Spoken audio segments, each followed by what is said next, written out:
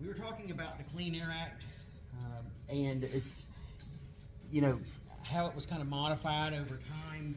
And so what I didn't quite get to were some of the improvements made in the United States over time. How has air quality improved in the United States? Well, if you're talking about since the 1970s, certainly it's improved quite a bit. If you look at this graph here, now this graph's a bit dated, it's from 2011, but looking at even the most recent graphs, they have pretty much the same types of trends, where we see that most of the criteria pollutants, for example, when you look at like VOx, sulfur dioxides, for example, and really even carbon monoxide, okay, are all down significantly since the establishment of the Clean Air Act. However, there are still some areas in which we can improve. If you look at the graph closely, what you'll see is that some of them, like the PM10s, those particulates, the large ones, as well as the nitrogen oxides, are still relatively high. And if you kind of remember where we said nitrogen oxides come from, they come from combustion chambers in automobiles, the engines.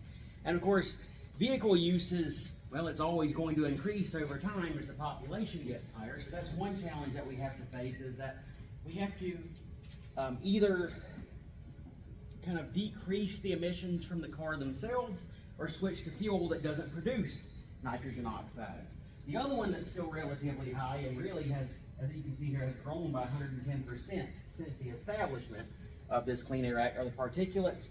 And particulates are produced by the burning of gasoline in cars, but the bulk of them come from those diffuse kind of fugitive emissions we talked about, especially from things like mining and rock crushing, construction, demolition, and certainly agriculture.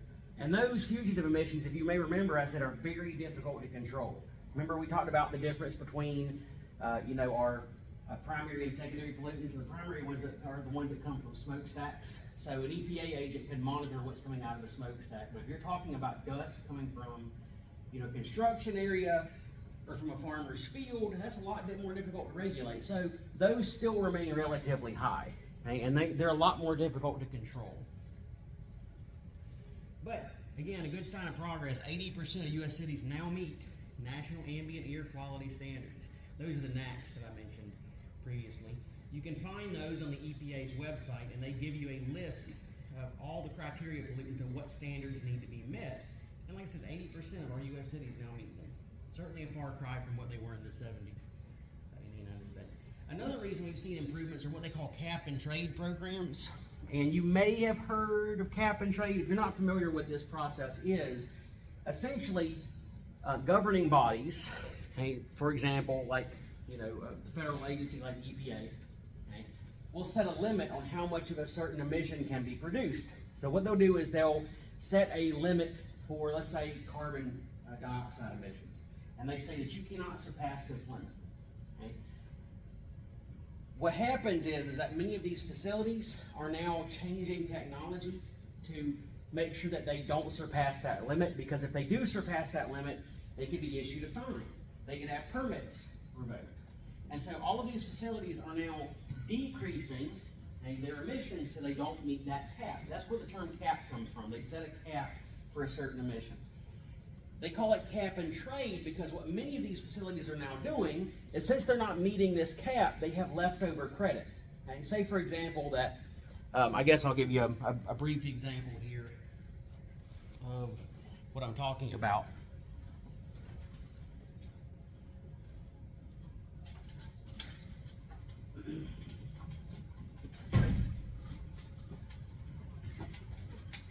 So say, for example, that the EPA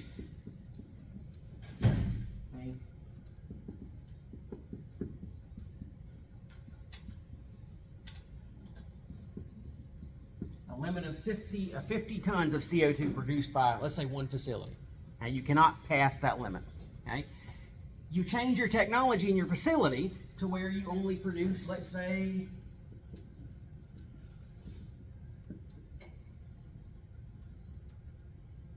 45 tons.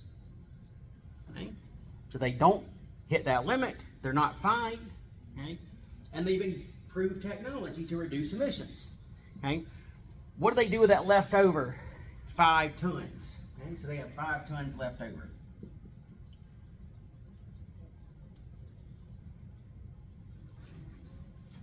They trade it or sell it to another facility. Okay? So another facility still has to meet the same limit. Okay?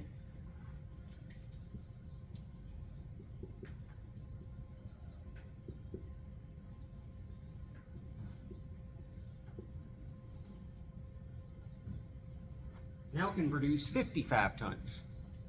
Okay? So they've traded what they had left over to that other facility. Okay? That's just an example of how cap and trade works. Whatever you have left over on your credit, okay, you didn't meet that emission, you can turn around and sell to somebody else. Okay? Now you might kind of see the problem with this. Okay? The flaw in this logic potentially is that when you are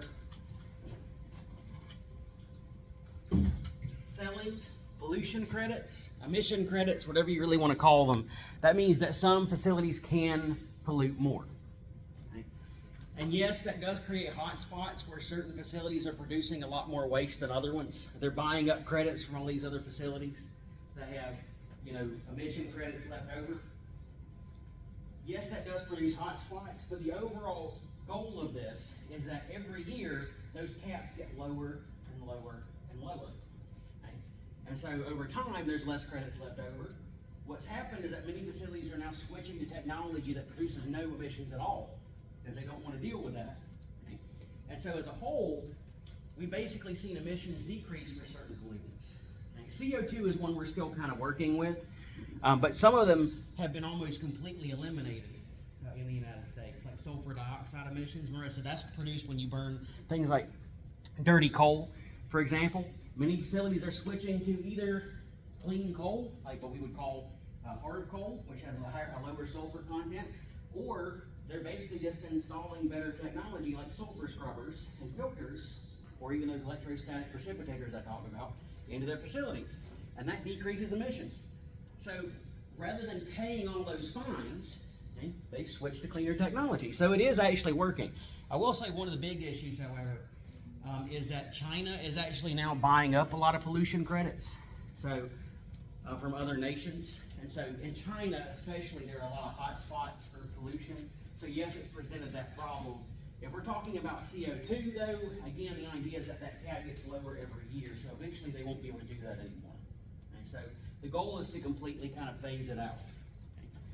And China has agreed to phase out their carbon dioxide emissions, but I want to say it was a few years back. I think they have about 12 years left to eliminate those.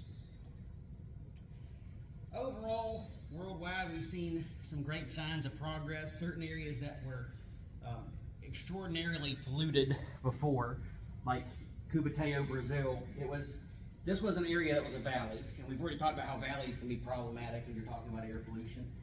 This was a valley where people lived and worked, and most of the jobs were found in chemical refineries like fertilizer plants. And the pollution was so bad in this valley, they actually called it the Valley of Death. Okay? Acid rain was a common problem for people living in this community. Okay? And through legislation enacted in Brazil, today it's a far cry from what it once was. Okay? Even in this country, they have enacted legislation to clean up the air. Okay? The book tells you a bit more about Cubateo. It's an interesting kind of story associated with it, but it shows you that even in areas that we might consider to be developing, okay, they're improving air quality. All right. To review in this chapter, review examples of aesthetic degradation. So remember, that's anything that basically like sound, sight, smell that impairs our enjoyment of the air. When was the Clean Air Act established, and what sets criteria pollutants did it regulate? There, I'd like you to review each one of the criteria pollutants. The sources of sulfur dioxide, in this case the human sources of sulfur dioxide. The primary anthropogenic source of nitrogen dioxide. And again, remember that anthropogenic just means that's human sourced. What are the characteristics of carbon monoxide? Why is it dangerous? How is it formed regarding automobiles? What is the difference between stratospheric ozone and ground level ozone in terms of their effect on humans? Now remember, stratospheric ozone is beneficial because it blocks ultraviolet radiation. Ground level ozone, as I said, is caustic and damages sensitive tissues. Know the meaning of photochemical oxidation. So remember, that's sunlight being involved in splitting pollutants and making them more dangerous. Like, for example, the formation of ground level ozone is a product of that. The largest natural source of VOx. When was leaded gasoline banned in the U.S.? One of the primary sources of lead exposure. And the hint there is it's not gasoline. Like I said, gasoline was banned in the U.S., so there are other sources that we mentioned. What is a particulate, and what size are they considered a respiratory hazard? Anybody remember what two sizes we talked about for particulates? One of them is more dangerous than the other. Any remember? PM10s, PM2.5s. Okay, those are the two sizes. And the smaller one, PM2.5s, are the dangerous ones. Those are the ones that get into our air sacs in the lungs. So review those. Distinguish between primary pollutants and secondary pollutants. Okay, why is acid rain or ozone, for example, considered a secondary pollutant? Review examples of fugitive emissions. Recognize common sources. Why is mercury considered toxic? Review that example of the Minamata Bay disaster. Now, we watched a video on it, but the book does talk a little bit more about it in detail. What are CFCs and where do they accumulate and destroy ozone? What international agreement is set to phase them out? What is the TRI, toxic release inventory, and what is its function? What is a temperature aversion? We went over an example of this in lecture. And I just mentioned the valley, for example, which tends to kind of lead to that. Through what processes were HAPs like PCBs able to reach the Inuit of Broughton Island? Remember we talked about that process called grasshopper transport. Bronchitis and emphysema, review those. Review the two types of acid that are the primary components of acid precipitation and what are their sources. What is an electrostatic precipitator? Review how it works. And of course, any key terms associated with that. All right. We're now moving on to water pollution, chapter 18. All right, so in this image here, you can see an image of the Ganges River in India. And this river is one of the largest rivers in the world. It's very important in India because it serves about 500 million people, which is a pretty big fraction of people in the United States. That's about, or not in the United States, but in the world, that's about 1/16 of the entire world's population served by one source of fresh water. And so as you can imagine, it's extremely important to the people in that area, providing fresh water for daily uses, all kinds of daily uses, like for cooking, bathing, brushing their teeth, for example. However, because it's used for pretty much every daily use, that also means that's where most of their waste goes. Their household trash, you know, they have, in most cities around this river, there's no such thing as sanitary sewerage. There's no way to deal with human waste, and so it goes straight into the river. They also have the long-standing practice of burying their dead in the river. To them, it's a very sacred river because, well, again, it serves everybody in the region. It's a life-giving source, and so they treat it as its own deity, in fact. The problem, of course, is that because they kind of revere it in that way, and they bury their dead in it, they also increase the likelihood that pathogens or diseases will get into that fresh water as well. The other issue is that the river itself is connected to other tributary rivers that flow from up north in India that actually provide irrigation for cropland. And so now fertilizers and other runoffs are making their way into the river. So basically it's become extraordinarily polluted as a result of its overuse. And in some areas the water has been withdrawn so much for use, not just for personal use, but for agriculture, that some parts of the river just don't flow anymore. They're basically stagnated at that point. And so there's a massive cleanup program to, repair this, like I said, this sacred river for the people of India. And it's just one example of how waters are kind of used and abused throughout the world, not just in developing nations like India, but even in the United States, which does have legislation to protect our rivers. are still under threat. Now, the book talks more about this river and the program that they're starting to clean it up, and so if you get a chance to kind of look over that, it's the opening case study for this chapter. It says the pollution that plagues the Ganges reflects the impacts of the growing, urbanizing, and industrializing populations the world over. India, for example, is still classed as a developing nation, but is rapidly growing so much that it's kind of on its way to becoming an economic superpower. But with that comes all of the issues of pollution that often plague many of these, ecosystems, especially aquatic ecosystems. Now, in this chapter, of course, we're going to be talking about water pollution, and that's a pretty broad term because that includes, like it says, anything that impairs water quality, physical, biological, or chemical.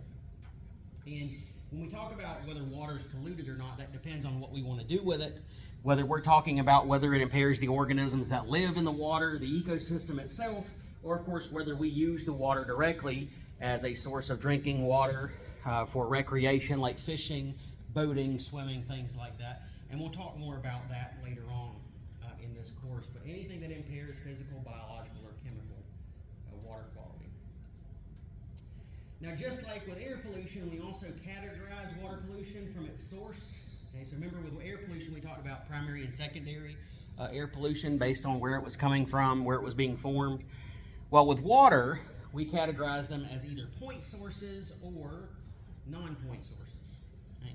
Now, a point source is kind of similar to the primary pollutants we talked about with air pollution. Remember I said with primary pollutants, they come from a smokestack. You can trace where they come from. With water, we call that a point source. If it's coming from a drain pipe, you know where it's coming from, you know where the source is, that's a point source. If I was to label, let's say, a chemical plant as a polluter, I would call it a point source polluter. Because when they drain water drain pollutants into a body of water, it's going to be coming out of a pipe. And an EPA agent could easily trace back where it's coming from. Okay?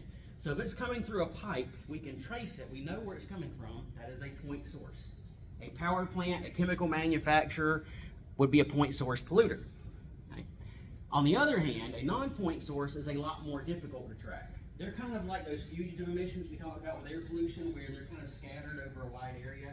There's no one common origin for a point source in many cases. A good example is that we look at the Mississippi River and how polluted it's become over many decades. Along that Mississippi River are hundreds, thousands of farms, and all of those farms are draining things like fertilizers into the water. And you can't really pinpoint exactly which farm is most responsible for dumping fertilizers into that river. Okay, in that sense, we would say it's a non-point source. Okay, farms are often non-point sources because they have runoff that doesn't come from a pipe. Likewise, a parking lot or a road is going to have runoff coming off of it. You've probably seen puddles of water on parking lots with like oil residue in them. And that's going to drain off into a body of water somewhere. But because it's not going from a pipe, we would have to say that's a non-point source. Okay, so if it doesn't have a common drain pipe that it flows through, we don't call it a point source, we call it a non-point source. Something else that also worsens the problem of tracking water pollution is what we call atmospheric deposition. Contaminants are carried by air currents and precipitated into watersheds. We'll talk more about watersheds here shortly. Suffice to say that we're talking about bodies of water like lakes, streams, and rivers. Okay? Pollutants are basically carried up into the atmosphere and deposited into these bodies of water by precipitation. Okay? Rain, snow, sometimes even dry particles like ash or soot can carry them. What we kind of categorized as deposition before we talked about water pollution. They basically settle into bodies of water. And we've actually talked about an example like this already. We talked about the Inuit of Broughton Island, and I said grasshopper transport was carrying pollutants from the Great Lakes into Broughton Island, where it was affecting the Inuit peoples in that region.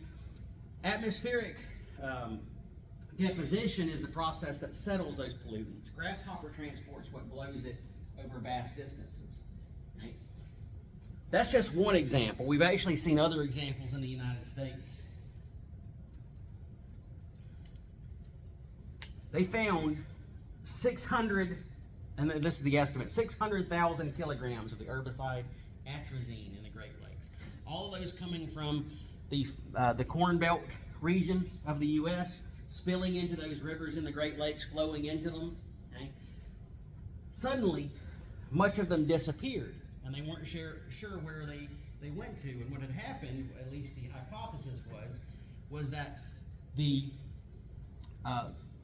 evaporation of those waters on the surface, hey, as the sun kind of warmed them up, carried them up into the atmosphere, they got trapped in rain clouds and blown over vast distances. And this can happen to other chemicals, not just fertilizers like atrazine, but even PCBs, what are called polychlorinated biphenyls, which are much worse than atrazine. PCBs are a carcinogen, cancer-causing compounds. And they disappeared from Lake Superior. Okay? And likely they were carried off and deposited somewhere else through atmospheric deposition, through basically grasshopper transport and atmospheric deposition. So as you can imagine, tracking water pollution has become very difficult, especially when you talk about non-point sources like runoff, like around farm fields, okay? Or with the atmospheric deposition that I talked about. However, like I said, it's often easy for an EPA agent who is tracking a point source to know where those pollutants are coming from. If they come from a drain pipe, a sewer line, they can trace it back to where it came from. They can pinpoint the origin. Those types of pollutants or polluters can be held accountable, but it's very difficult to hold anybody who has produced non-point pollution to be held accountable.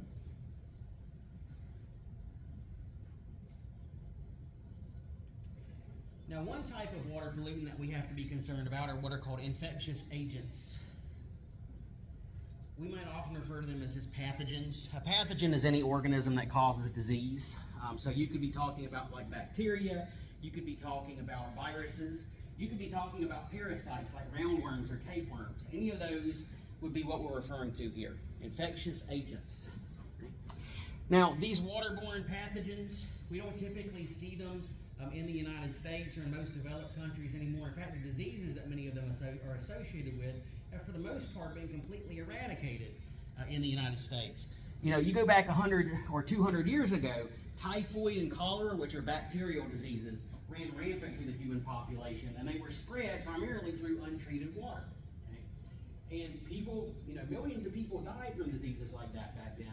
That's almost completely eradicated in the United States today. It's very rare to hear about somebody dying from typhoid or cholera in the United States. And part of the reason for that, we should be thankful for it, is that we have clean drinking water for the most part. Okay? There are still some areas that have, of course, impaired water quality, but in the United States, our water, for the most part, is treated. Okay? In fact, if you live in a city, you might have noticed that water kind of tastes a little bit like chlorine. And that chlorine eliminates many pathogens. But if you're talking about third world countries, developing nations like India, they don't have that type of benefit. They don't often have facilities that provide clean water. In fact, clean drinking water in those countries is at a premium. Okay? That is something we should be thankful for, that we have access to clean drinking water. 25 million deaths per year associated with some of these diseases. 2/3 of those are children under 5, those that have weakened immune systems. And in fact, in most developing nations, a lot of your infant mortality is related to diseases just like this.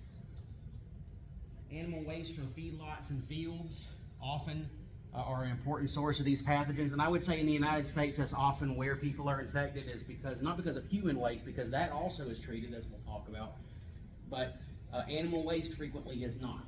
It does not go through the same type of treatment. And in fact, it often runs off of these agricultural areas into water bodies. Okay? 2.5 billion people approximately in poor countries that lack adequate sanitation. So again, no sewage treatment. About half of these lack access to clean drinking water. And there, as I said, clean water is often on a premium. I mean, you're talking about having to buy bottled water at high price because there's really no source of clean, fresh water to drink in many of these countries.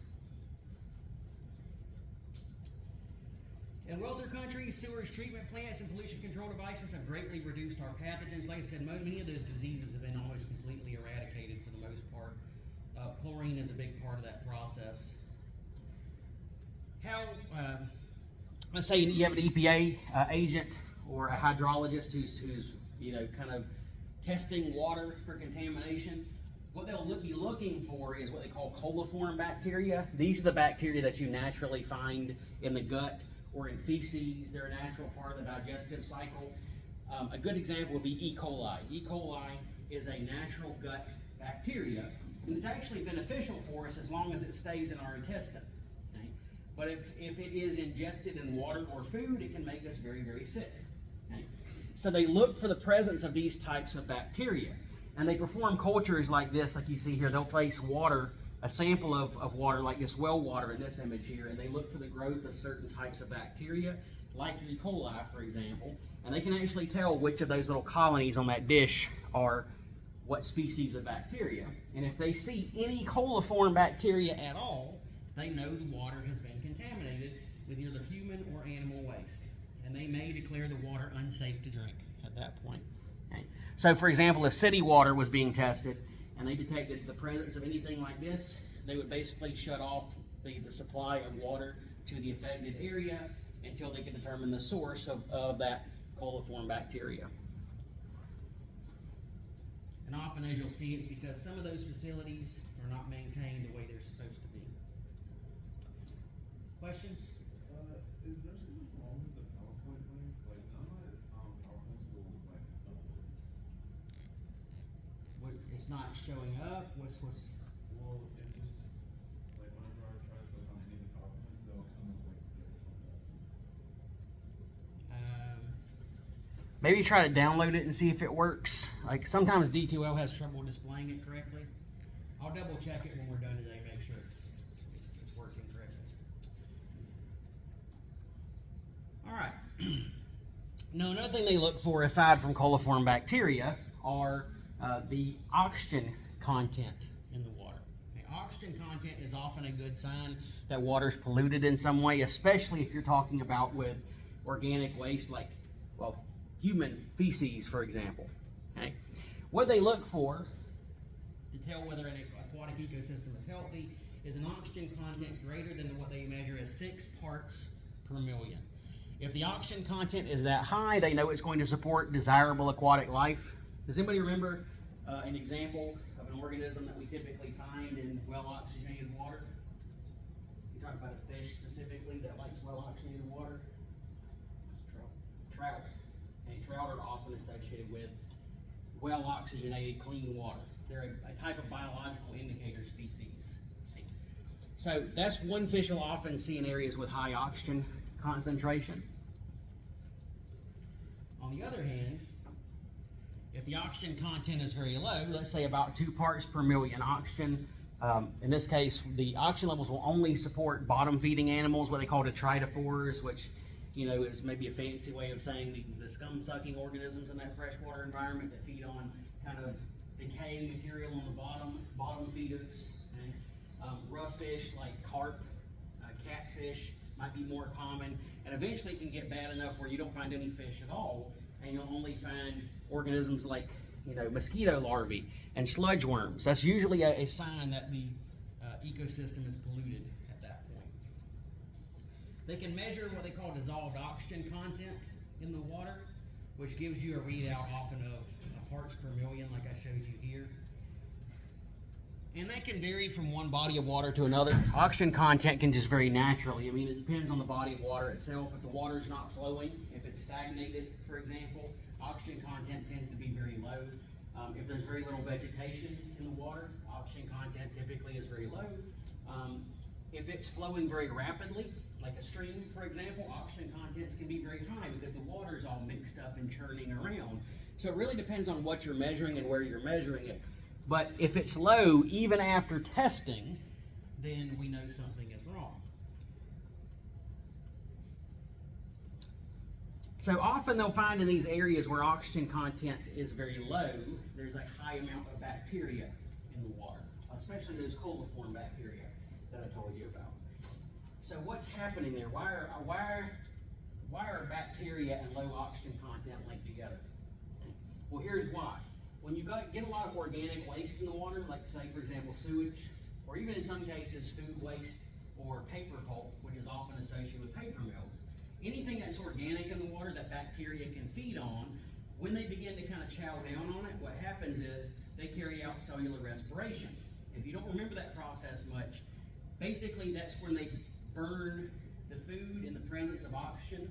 Okay? That's the process we use to burn our food. Bacteria do it too. When they carry that process out, it sucks all the oxygen out of the water. Okay? They have a high demand for oxygen, so it pulls all the oxygen out of the water, oxygen content drops, and all the organisms that depend on oxygen, like fish, go belly up in the water. So we often associate a lot of bacteria with low oxygen levels in the water. The two kind of go hand in hand. I wanted to show you here how oxygen content kind of plays a role in the type of organisms you find in the water. Now, I could mention a variety of organisms here, like, say, for example, invertebrates like insects, crustaceans, things like that. But just looking at fish by themselves, you can see here that the type of desirable game fish that somebody might want to fish for is affected by oxygen content. Trout are at the very top of the list as having a very high oxygen content demand. You look at some that are less desirable, like, carp or, pike, they tend to be found in more low oxygen content waters. Okay? And eventually it gets to the point where they can't even survive at all, and only bacteria can thrive in those ecosystems.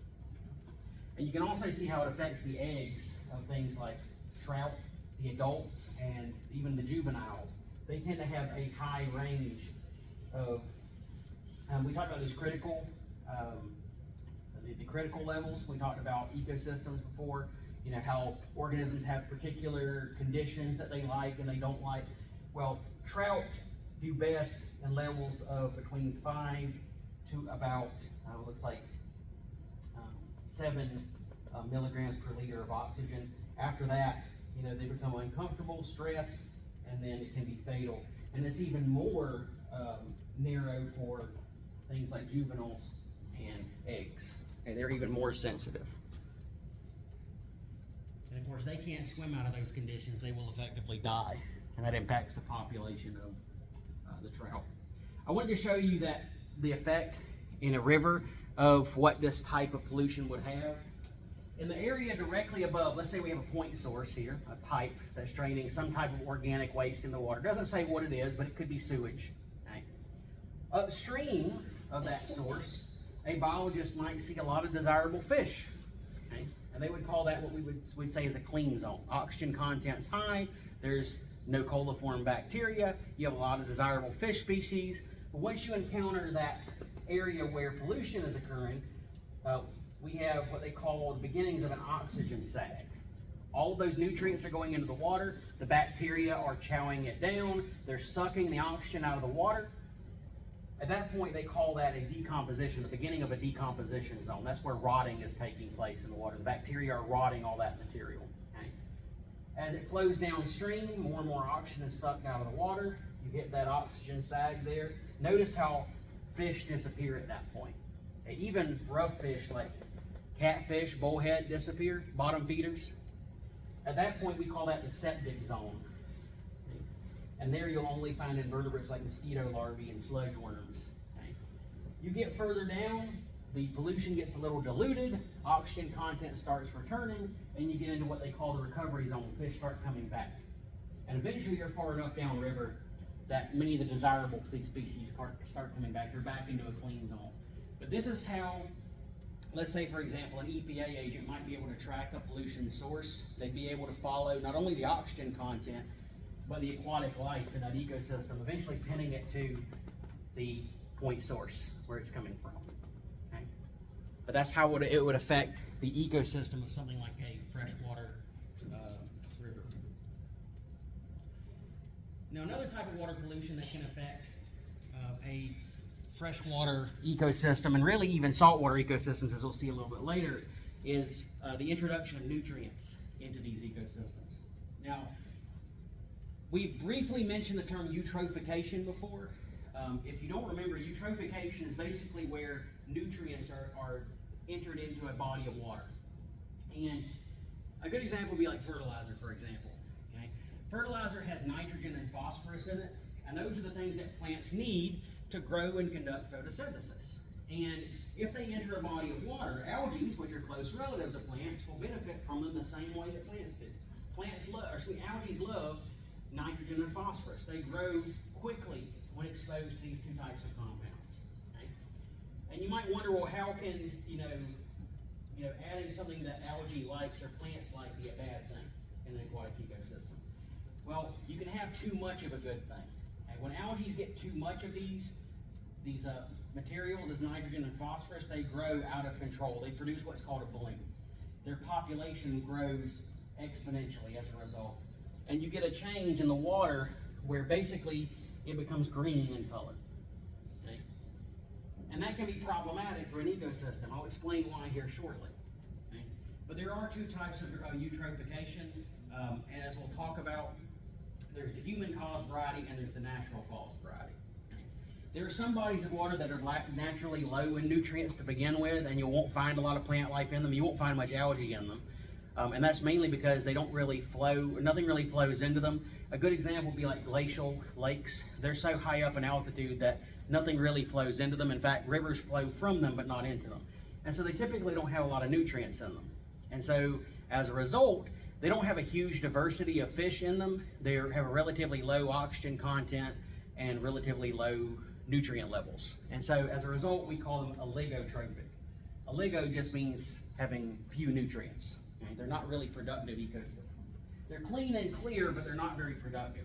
On the other hand, if a body of water is eutrophic, that means it's often very productive. It's got a lot of nutrients flowing into it, usually because it's downstream of a river or a stream, and those bring nutrients and sediment into them, and that makes them extremely productive. You'll find a lot of plant life growing around eutrophic bodies of water. Those would include things like many freshwater ponds, shallow lakes, marshes would be included in that category. They're very productive ecosystems. The problem, as it often is when humans get involved and we alter the amounts of nutrients in these ecosystems. I've already told you that eutrophication is the result of nutrients going into a body of water, okay, like nitrogen and phosphorus, fertilizers, effectively. And like it says, it's a natural part of succession for many lakes. And many of them, as rivers and streams change their flow, introduce more nutrients into them over time. That's a natural process. Again, the problem is when humans get involved. We call that cultural eutrophication. An increase in biological productivity caused by human activity. Anything where we introduce nutrients into a body of water, and that could be because of fertilizer runoff, for example. When you have a field, a farmer's field next to a river, and that river flows out to the sea, for example, it's going to carry all those fertilizers off of that body of water, and it's going to cause an explosion of algae. And it often looks something like this, a green slick on the surface of that body of water.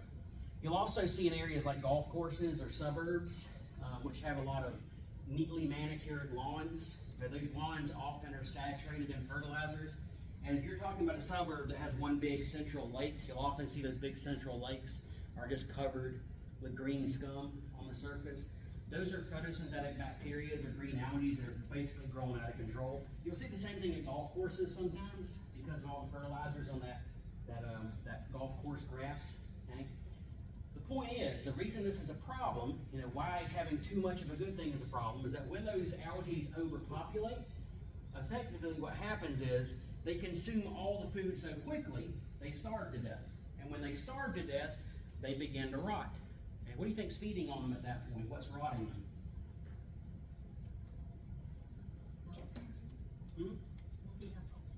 They run out of, basically, oxygen is going to be depleted here, but what do you think's feeding on those rotting algae? We talk about... Well, they could, but it's just like the example I gave you before with that oxygen sag. What was rotting and breaking down all that? Bacteria. So when bacteria are rotting up all that algae as it's decaying, they're sucking all the oxygen out of that water. Okay? It's effectively the same end result, is that when all these algae die, bacteria feed on them, and it sucks all the oxygen out of the water, and you'll get another example of basically an oxygen sag in a body of water. And then all the fish start going belly up. In fact, often when you see eutrophication, you can actually see some in the water there, fish that had died as a result of decreased oxygen levels. So often we see with eutrophication, these big blooms of algae, we see massive die-offs of fish. And you see this happening in the Gulf all the time. And we'll look more into this a a little bit later on. One example of such a bloom of algae is what they call a red tide. Now, a red tide is actually a specific type of algae. It's called a dinoflagellate. And dinoflagellates are, they bloom the same way a typical algae does, but they're also dangerous for another reason. They tend to be parasitic to fish. Okay? They conduct photosynthesis, but they also have this habit of latching onto the gills of fish and secreting toxins. That's what makes them parasitic. And when they bloom, not only do they rot and suck all the oxygen out of the water, but then they release a lot of toxin into the water as well. And here you can see an image of what one of those little dinoflagellates looks like on the right. They have two little flagella, little whip-like appendages they use to kind of rotate under the water. They're microscopic, of course. We can't really see them.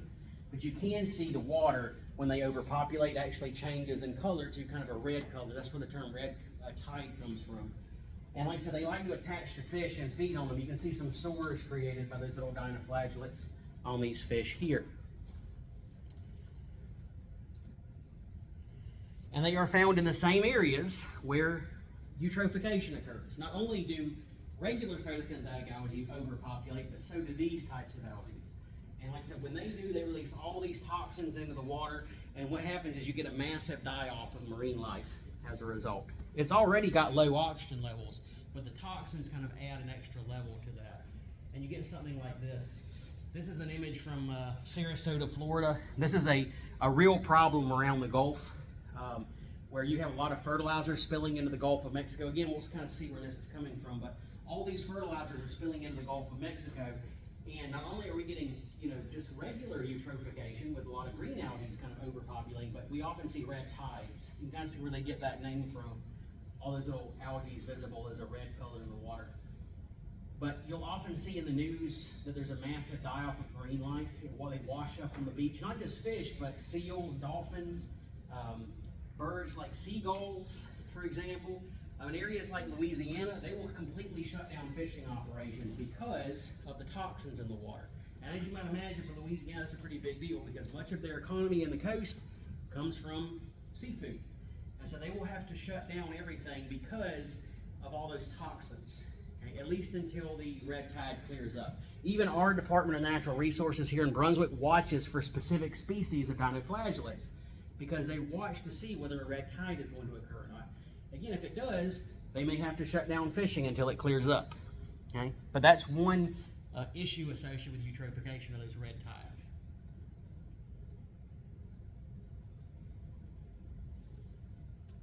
Now, I can't really class water pollutants like we did with air pollutants. There's no criteria of water pollutants like there were with air pollutants. But we will talk about different types of water pollution. And the first one we're going to start off with are those that are inorganic. Now, when I say something is inorganic, typically when I use the term organic, it's not in the same sense as when we talked about crops, okay, for example, or produce. Organic here means that it's derived from a living organism. If it's inorganic, that typically means it's derived from essentially like the earth or the atmosphere. It's not associated with coming from a living organism. So a good example would be metals. Metals are inorganic. They come from the earth. Okay? And some metals, as we've learned already, can be highly toxic. For example, we've already talked about the effects of mercury. We've talked about the effects of lead. Okay? In fact, that Minamata Bay disaster was both an example of water and air pollution. But we talk about heavy metals especially. We've already said that they tend to be neurotoxic. Okay? That's also the case of not just mercury and lead, but other heavy metals like cadmium and nickel. Okay? Anytime mining operations occur, anytime rocks are crushed, okay, for example, coal is extracted and crushed, anytime you extract rocks from the earth, there are trace amounts of these heavy metals in them. And even though they're very small amounts, they build up in the water. They concentrate. We've actually talked about, again, like I said, mercury before.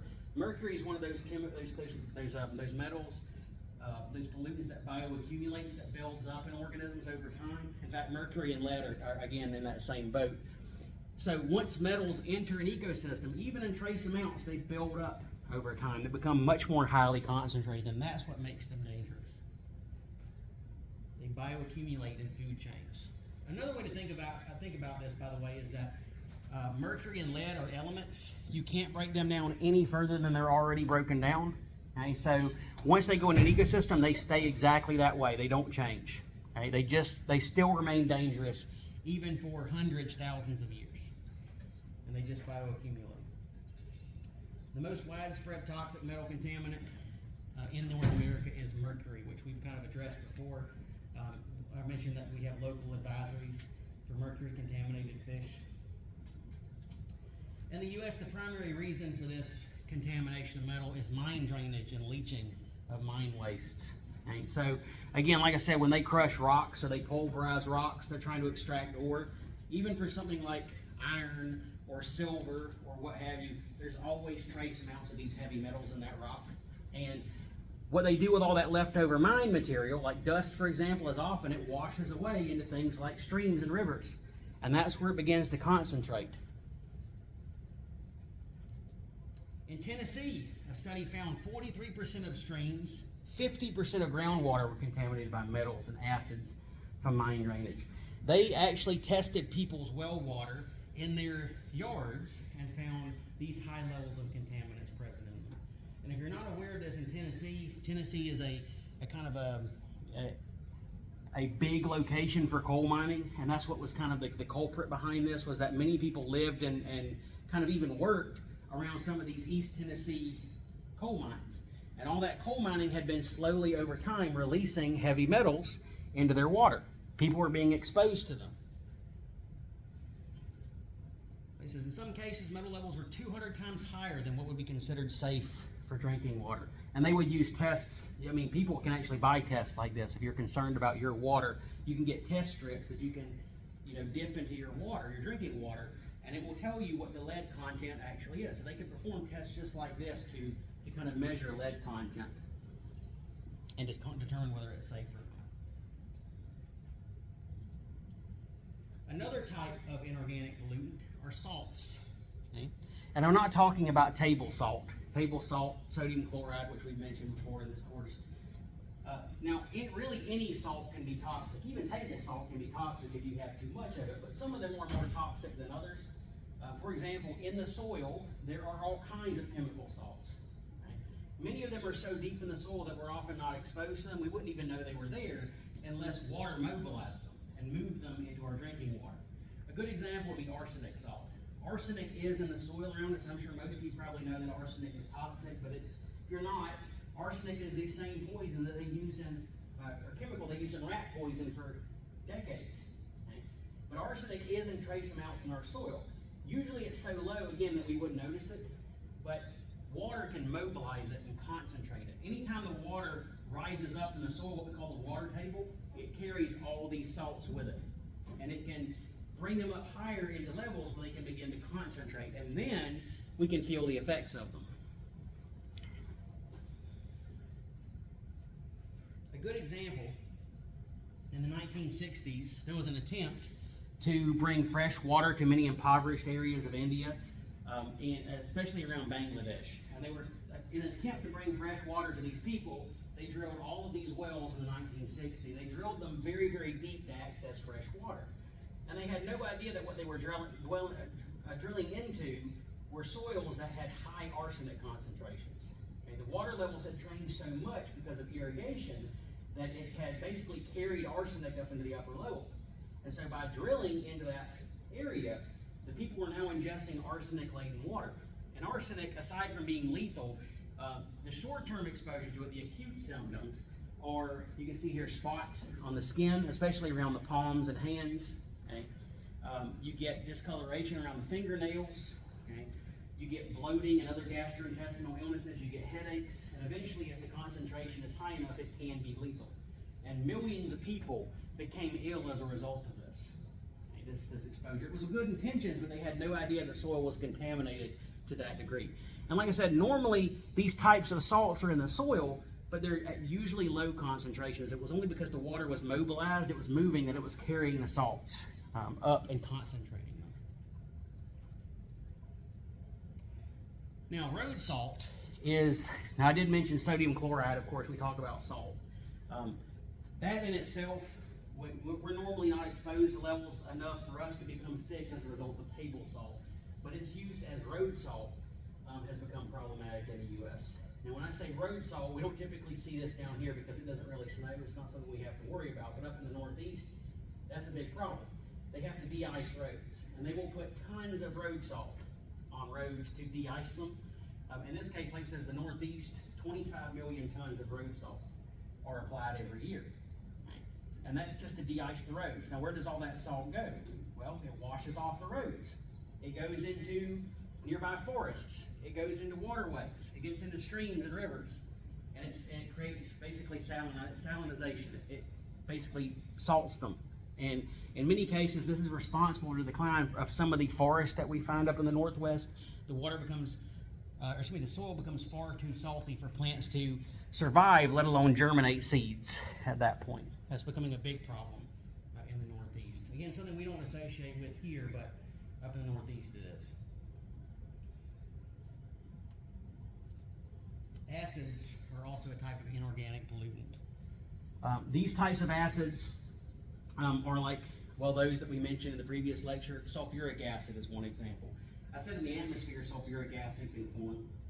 If you remember, sulfur dioxide mixes with the water vapor in the atmosphere to create H2SO4, which is sulfuric acid rain. It does the same thing when sulfur gets into a body of fresh water. It goes through the same reaction. So if, say for example, you had a coal mining operation and they were extracting dirty coal, as they do in Tennessee or in Pennsylvania or any of our coal producing states, all of the dust from that coal washes into fresh bodies of water. Okay? It goes to that reaction, it binds with the water molecules and it creates H2SO4. And our bodies of water are becoming acidified as a result of that. It's become so commonplace in some areas like Tennessee.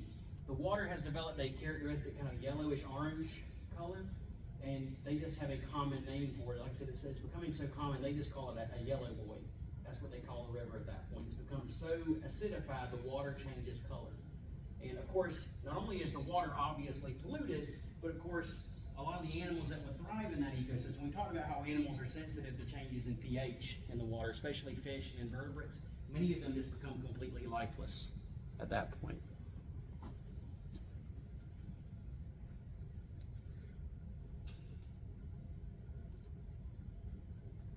Now, I mentioned if we're talking about an organic pollutant. Organic means that it's derived from a living organism. Another way of kind of putting that is it's often constructed out of carbon. That means it either comes directly from a living organism or we've synthetically created it to mimic something in nature. And so it's going to be primarily constructed from carbon. That's what organic means. It's kind of akin to life, essentially. They're constructed as a molecule of life in any sense. If we're talking about organic pollutants and what we've synthesized as humans, okay, we're often talking about things like, well, drugs, okay, dyes, paints, household chemicals, okay, fertilizers, pesticides, all fall into that category. Okay. These are synthetically created compounds that humans have manufactured. They fall into the realm of what we call organic pollutants. Pesticides are probably the biggest percentage of organic pollutants that pollute our water. It says 500,000 metric tons of pesticides are used in the U.S. each year. Much of this washes into nearby waterways and accumulates in high levels of non-target organisms. So one of the best examples we've mentioned a few times already is atrazine. Okay, atrazine, which I said was used as an herbicide, especially in the corn belt of the United States. And I told you that it was associated with the population collapse of frogs. Okay? It's intended to kill weeds, but it's killing frogs instead. That's what we would classify as a non-target organism in this case. Dioxins. Now I can't remember if I've mentioned this term before, dioxins. Dioxins are a carcinogenic compound. They are potent at very, very trace amounts in the water. It doesn't take much to enter into an ecosystem and bioaccumulate in it, and then, like I said, act as a carcinogen at that point. In fact, many of those chlorinated hydrocarbons, like DDT, are compounds that bioaccumulate in these ecosystems, but dioxins in particular I'll mention.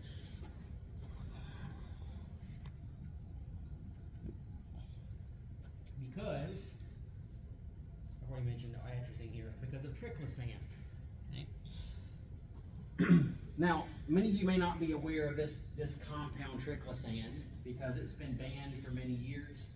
But triclosan was something that we used to use in antibacterial soap. In fact, if you find pretty much any antibacterial soap from before the year 2018, it would have trace amounts of triclosan in it. For example, this detergent bottle says 0.10% triclosan. And triclosan was a compound that was added to antibacterial soap to make it even more antibacterial. You know, when they claim that it wiped out 99.9% of bacteria, they would often have triclosan included as an ingredient. Ironically enough, triclosan doesn't really make soap any more antibacterial. Soap by itself is already antibacterial, but the point is that triclosan, when it was getting into our water supply, and it was going to these wastewater treatment facilities, as all of our water does, they would add chlorine to the water. And when you react triclosan with chlorine in drinking water, it creates dioxin. So triclosan, which was meant to be helpful, was meant to be antibacterial, was becoming a carcinogenic compound as a result of it. Oh, 2016 was the year, not 2018, 2016. This was so commonplace, like I said, it was in so much detergent that, like it says here, at that point, 75% of Americans had levels of dioxins present in them. Again, a cancer-causing compound. Because it was found in antibacterial soap, because it was being treated in these water treatment facilities, it was becoming a carcinogenic compound. And as a result of that, of course, like I said, it was banned in the U.S. in 2016. You will not see it in our antibacterial soap anymore, but it just shows you how commonplace some of these compounds could be.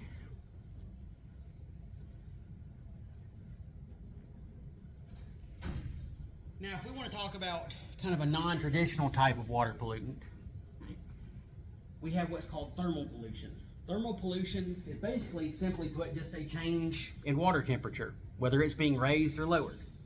Okay, that's an example of thermal pollution. And a lot of things can change water temperature. So, for example, if a farmer was to cut down all the trees along a river or a pond, they removed all that shade, the sunlight would cause the water to heat up. That would be an example of thermal pollution, a change in water temperature. Of course, global warming can cause water temperatures to rise. There are other things that can cause an increase in temperature. Right? I'll mention them. But changing the temperature of water has other effects. Oxygen solubility, for example. How much oxygen is absorbed by the water, okay, is affected by temperature. Okay? You probably noticed, I think a great example of this, you have a soda, like say for example you have a glass of soda on the counter, okay, and the water begins to heat up. Okay? So it starts to reach room temperature. You'll notice that the fizz starts to kind of leave the soda. It becomes flat at that point, as opposed to if you were to pour a fresh glass, you'd see a lot of bubbles in it. Okay? What happens is as that liquid heats up, it becomes less soluble. It's less able to hold gases, and the gases start kind of rising out of the top of it. That's what happens. When a soda becomes flat, that's what happens. Okay? Same thing happens with, let's say, lake water. If lake water starts heating up, the oxygen gas bubbles start kind of rising up out of it, and it has a lower oxygen content. And so, of course, as you might expect, with less oxygen in the water, organisms like fish have a harder time surviving. As the species requiring high oxygen levels are adversely affected, as you might expect. A good example would be like the trout that we mentioned. They don't do well in warm water. Coral reefs. Coral reefs cannot survive a few changes of degrees in water. That can cause coral bleaching, like we've talked about before, when you have those temperature changes. And then finally, one that I do want to mention here is what they call a thermal plume, when humans discharge heated water into a water body. We've actually had many facilities that withdraw fresh water. So, for example, you'll have like a power plant that needs to cool down their equipment. And one easy way for them to do that is to be next to a river. If they're next to a river, they can withdraw cold water from the river, pass it over their equipment, cool it down, and now all they have, they cool down their equipment, but they have all this heated water left over. They have to do something with it. What they'll then do is just charge it back into the river. And now a plume of heated water is now entering that river. And that, of course, can cause the oxygen levels to decline. It can kill off organisms that are heat sensitive, first of all. The other problem is that sometimes animals get attracted to that heat source. And in Florida, that's become, excuse me, not Florida, but up north, that's become a big problem. They have, in many of these areas up north where they have power plants, they've been discharging heated water into the ocean, into rivers, and this attracts manatees to get close to where that heated water is. And when that plant shuts down in the winter, none of the water is being heated anymore. They're not discharging thermal plumes, and now the manatees, which normally would have moved further south to kind of get away from the north, to kind of retreat from the advancing winter, did not migrate. They stayed there because there was heated water, and then they freeze to death. Okay? So what you wind up having is a mass die-off of an already endangered species as a result of that. And so many facilities now are installing cooling ponds or cooling towers to hold on to the water until it drops down to an acceptable temperature. Then they discharge it into a body of water. And here's an example of what I'm talking about.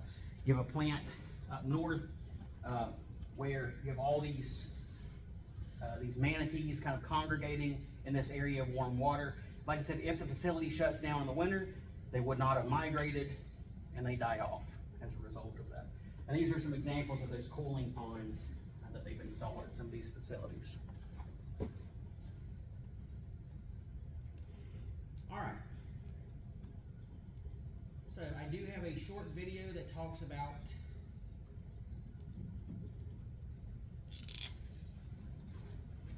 the Gulf of Mexico and that eutrophication problem. There's a short quiz associated with it.